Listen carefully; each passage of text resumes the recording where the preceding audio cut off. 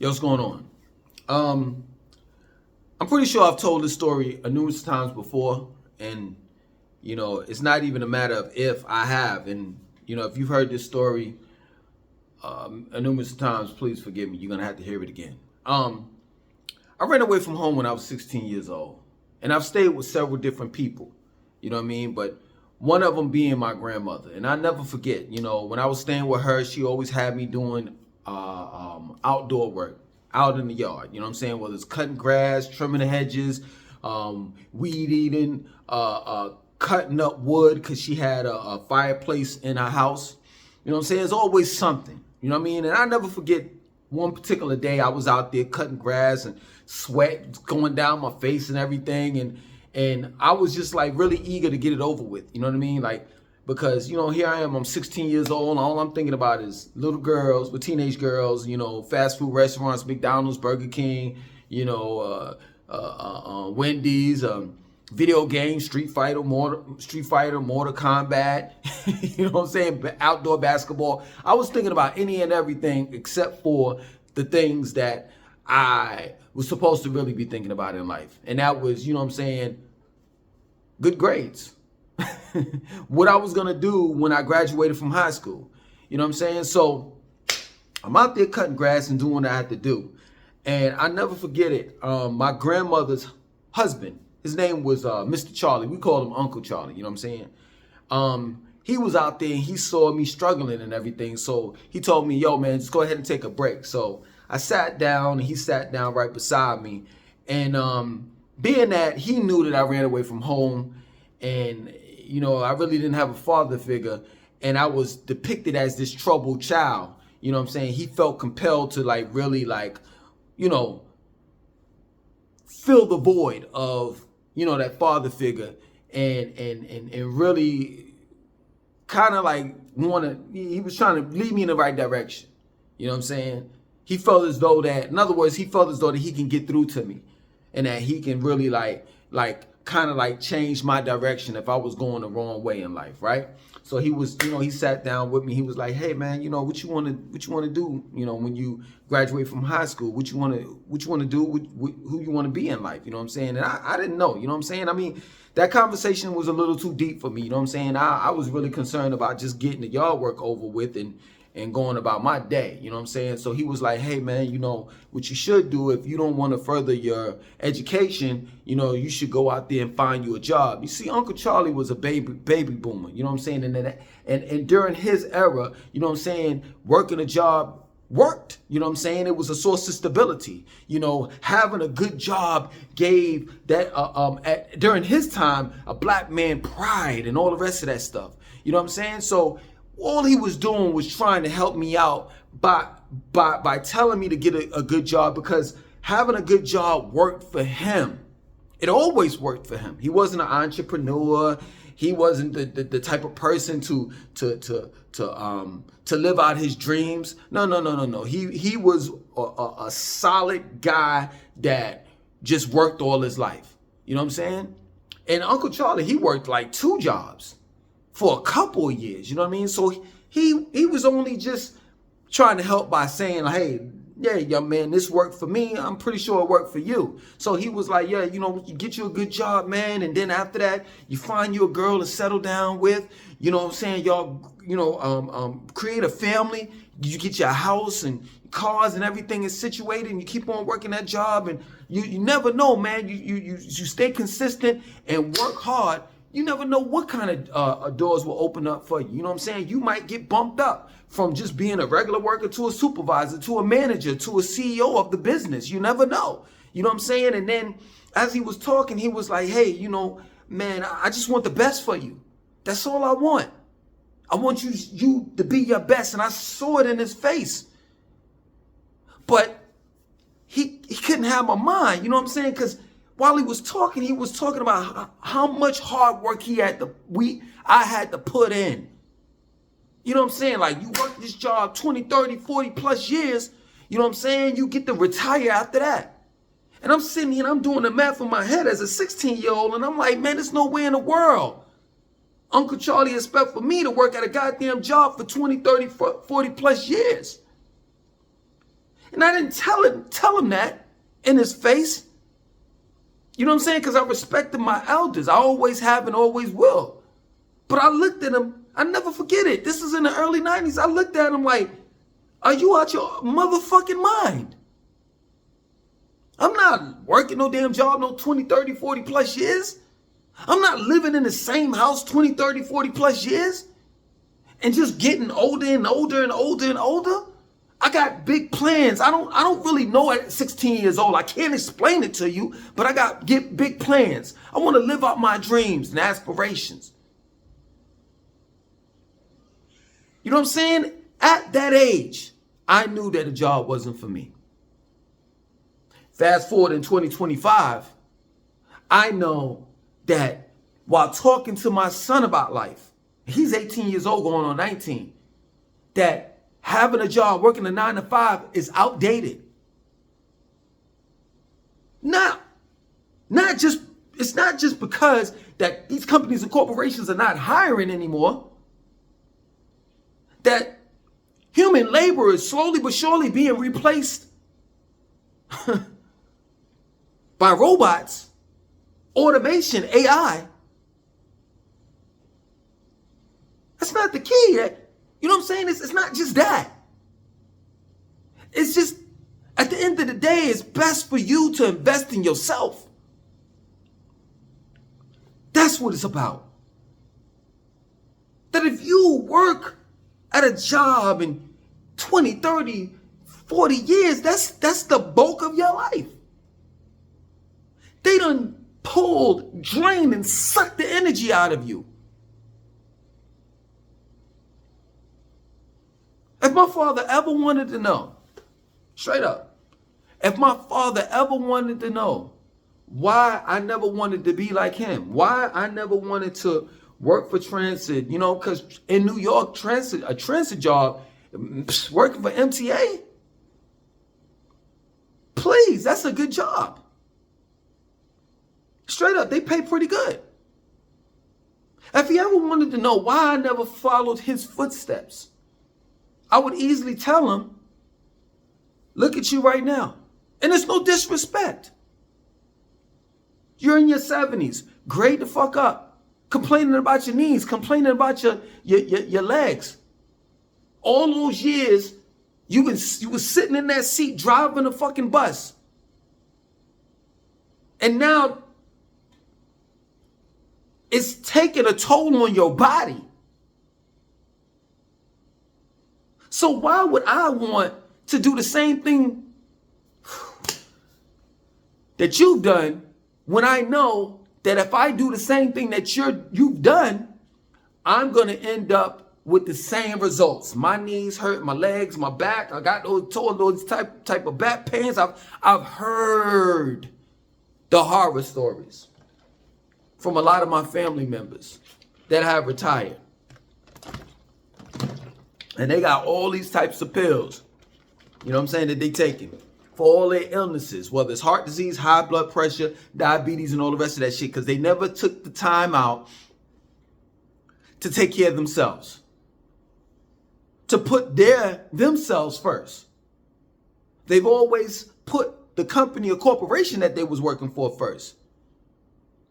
And that shit is crazy. In 2025, I would never tell my son or daughter to work a conventional 9 to 5 because I know exactly where it's going to get you. Straight up. That's real shit. And then nowadays, man, you know, the baby boomers, they were right in their time, in their era. Back then, back in those days, yes, having a job was a form or a sense of stability. That's not how shit works here now. You could be at a job for a month and they'll lay you off because any company and corporation that you work for, their main concern is their profit margins, how much they can make and how much they can save. And if your job is on a chopping block or chopping board, they're going off with the head. It's just that plain and simple. You're no longer, back in the days you were You're no longer an asset to these companies and corporations that you work for. You're more so of a liability. They're hiring you, and the moment that they can get rid of you, so they don't have to pay you, they will. This is a new day and time that we're living in. If you don't seize the moment, if you don't see that this is your time, this is time for you to live out your dreams and do what you need to do in life, I don't know what to tell you. Straight up. If you have a trade, if you're a plumber, if you're an electrician, a carpenter, something like that, you better turn that into a business and start working for yourself. If you have talents, or you're creative, you better monetize those talents. You better turn that into a business and make it so that you can make money off of your talents and your creativity. Straight up. Because ain't nobody going to feel sorry for you when a major company or corporation lays you off, decides that they want to lay you off, and you sitting at the in front of the unemployment office crying, talking about something, I can't pay my light bills and I can't take care of my family. Ain't nobody trying to hear that shit. This government is putting an end to Section 8, EBT cards, all these programs that help out people that are in need. So it's best that you become independent. That's real talk. That's real talk, man. And let down your pride. Let it go. Straight up. I'm being real with you. Because I haven't worked a real job, so-called real job, in years. And I'm willing to do any and everything of what it takes in order to make that money. Because I'm not an entrepreneur, I'm not a businessman, and neither am I a hustler. I'm a survivor. That's real talk. Just the other day, I was out at the beach, right? My son and I, we were climbing up coconut trees and cutting down coconuts, right? So, we went there about 3 times this past week. And, getting the coconuts. So we go home and I looked at a tutorial on how to cut, the coconut and cut it open so I can, so the coconut water won't spill out and I can get the gel or the skin, the flesh that's inside of it and all the rest of that shit. I've gotten good at it, you know what I'm saying?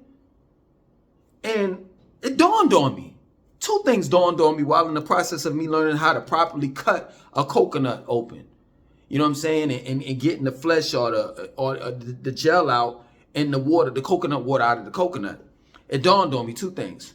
The first thing is I'll never ever in my life, and there's no offense to street vendors that, vendors overall that sell coconut water. There's no offense to you, but I'll never buy coconut water ever from any vendor that's selling coconut water or a fucking store. And then the second thing is, which is the biggest thing, it's that simple. It's that simple for me to cut the damn coconut and cut the top off, pour it in a cup, take the flesh out or the gel, dump it in a cup, and put a straw in there and charge people $2, $3, $4, $5? Is that simple? That it ain't nothing complicated about this shit of what these vendors are doing when they sell coconut water? Are these companies that got coconut water in these grocery stores and different places like that? It's just that simple. And I was saying to myself, like, yo, if this YouTube don't work and this personal training shit don't work and this and that don't work, and fuck it, I'm just gonna start selling coconut water. And I don't care what people say about me. Oh man, Langston done fell off. I seen him at Miami Beach, or I seen him at such and such beach, or this country on the beach, and he was just selling coconut. I don't give a fuck. I'm doing whatever it takes. I'm gonna be the master of my own fate and destiny. It's just that plain and simple. And in this day and time, time is your currency, not money. Time is. And I ain't got time to be putting time in someone else's dreams and aspirations and hopes and shit when I clock in and clock out at a job. The only time I got is time for me, my family and I. That's it. You only live life once. And time is what you make it. Currency is time. And for a lot of you all that are fucked up in the game, you're just now realizing that. You put 40 something years, 30, 40 years inside of a job. 20 plus years inside of a failed marriage. 20 years in drugs, violence, all types of shit. Now you great the fuck up, old as fuck. And your time is running out. You're running out of time. Real talk. People can talk about how I ain't got this and I ain't got that. Yeah, because I prioritize my life. You goddamn right I ain't got no car sitting outside. You goddamn right I don't have a house.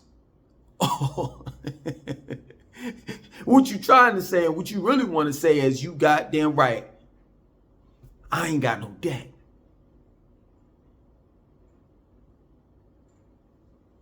I'm not in debt. Straight up. My body is my car. My house is my body.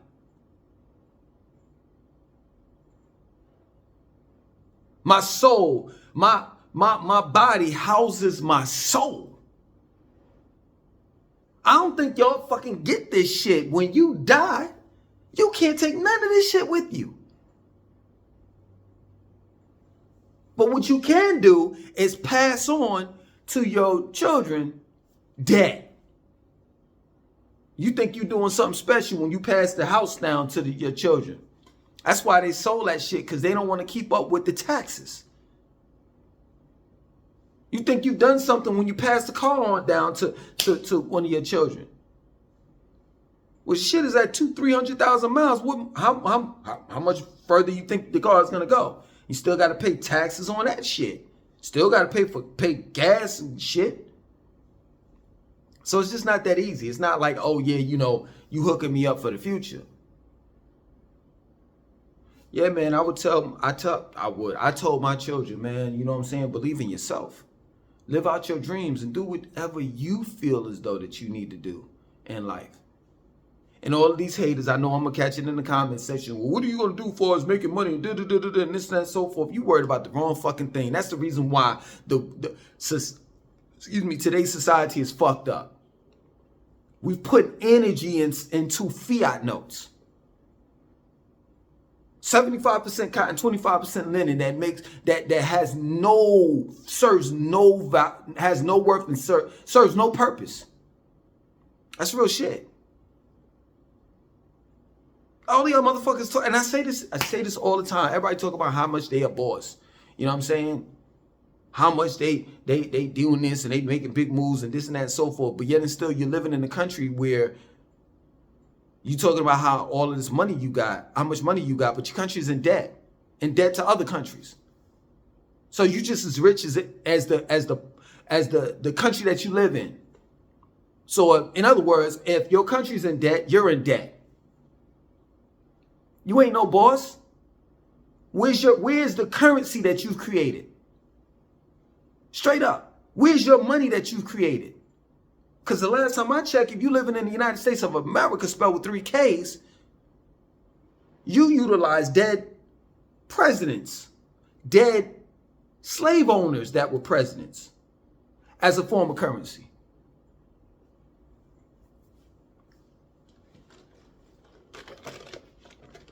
It's real shit.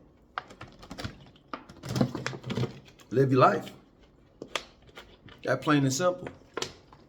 Live your motherfucking life, man. And live that to the fullest. And at the end of the day, if somebody got something to say about, oh yeah, he up there, he's selling this and he's selling that, he doing this and he doing that, niggas gonna always talk. That's the first thing. The second thing, it shouldn't be of your concern. As long as you making money and you're happy and you control and own your time, you shouldn't worry about shit. Throughout all of the years that I've been on this planet, you know how many things I've sold? I've sold detoxes, I've sold kidney beans, quinoa, wild rice, knockoff shoes, pocketbooks. I mean, you name it, bootleg movies, CDs, all types of shit. And throughout all those years, I had to have tough skin. Because, of course, people look down at motherfuckers that are bootleggers. People look down on people that sell knockoff shit. But I always looked at it like, yo, I'm making money. I created a business out of selling bootleg movies and CDs. I actually had employees. That's my word. I was wholesaling down south to these Arab corner stores and shit, CDs and shit. I turned that shit into a business. I was vacationing with the money that I was making and all the rest of that shit. I never forget it. You know what I'm saying? This guy, he used to come to my table all the time. I had a table set up in front of this Chinese food restaurant and a beauty supply store. Beautiful setup. You know what I'm saying? Especially on the weekends. You know what I mean? Like the women would go get their beauty supplies, and then the man and the women and the families would go get their fucking Chinese food. And then right next to that was a rent center and a grocery store and a Family Dollar. Oh my God. Anyway, I'll never forget this dude. I forgot his name. I think his name was Andre or some shit, right? Dude used to pull up, he's corporate, you know what I mean? So he used to pull up with the Nissan. He pulled up when it first came out, the Nissan Armada, right? He had, this little red bone chick, you know what I'm saying, that he was seeing or whatever, and she had an Infiniti G something or whatever, right? They used to come, come and see me like on the weekends, right? So Andre, he's one of these egotistical dudes flexing with this girl and shit, with his girlfriend or whatever have you. He come down and he wasn't disrespectful directly, but in an indirect way. You know what I'm saying? He used to be on some shit like, yo, that's my CD man. You know what I'm saying? That's how he used to like talk to me and shit. Like, that's my CD man. Like, as if I ain't have a fucking name. You know what I mean? So he'd be like, he'll come up to the table and be like, yo, I want this mixtape, this.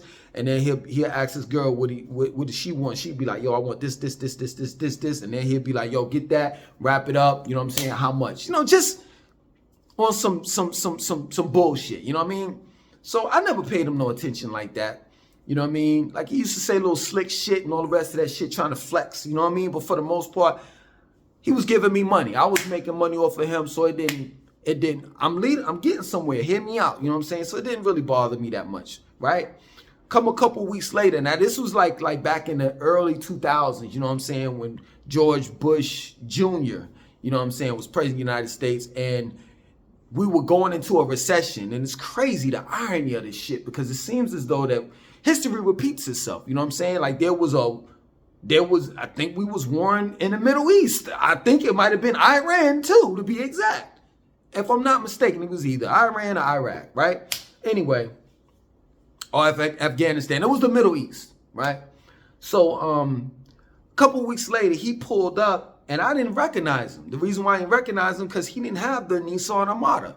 He pulled up in a 1993 Honda Accord, sunburned hood, and it was just like raggedy looking, right? So he gets out of the car. I didn't even hardly recognize him because he, normally he get out of the car. He worked for corporate, so he had the button-up suit, the button-up shirt with the, slacks and all the rest of that, some decent shoes, right? He got out of the car. He had on like some regular sneakers, some jeans, and like a regular t-shirt, and he had the Anthony Hamilton beard. You know what I'm saying? I'm talking about like when Anthony Hamilton first came out, like, coming from where I'm from, the ground beef space splotched beard that Anthony Hamilton had. He had that shit. And his fade it wasn't like his Caesar cut wasn't Caesaring. You know what I'm saying? For real. You know what I'm saying? So he gets out of the car, and his girl didn't even get out of the car. She was in the passenger seat, right? She didn't have the Infiniti. They didn't have the Nissan. He didn't have the Nissan Armada. They had the Honda Accord. So he gets out. And he was like, yo, I want this.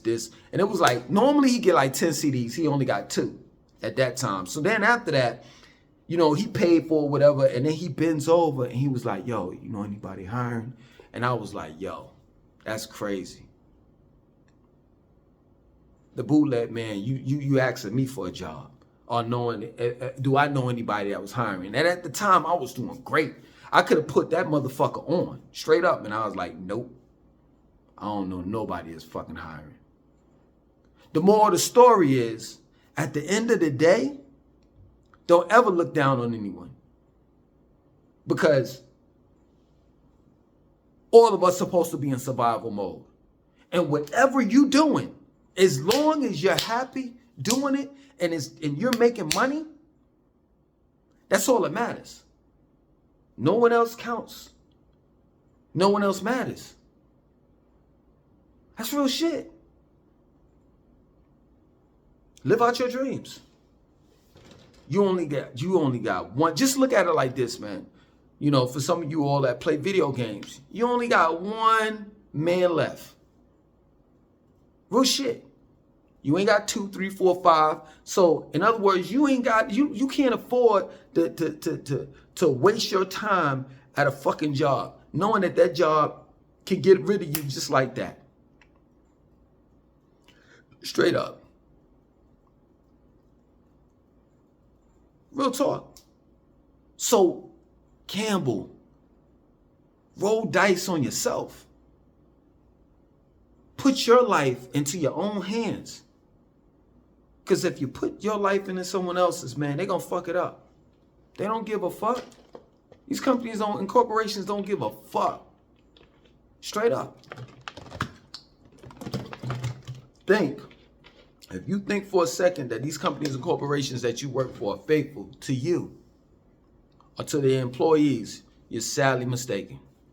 They will replace your ass just like that for automation, robots, and AI. And I see what AI is doing right now. Real shit. AI is taking not just one job, like 500. You know what I'm saying? And nobody's giving a fuck. If you got to feed your children, if you got to pay your light bill, you can't. Nobody's trying to hear none of that shit. You can't go up to your boss and be like, hey, listen, man, my light's about to get turned off. They ain't going to give a fuck. Real shit. So before they fire you, you fire them. Real shit. Live out your life. Your life's purpose. And your life's purpose is whatever you have in mind.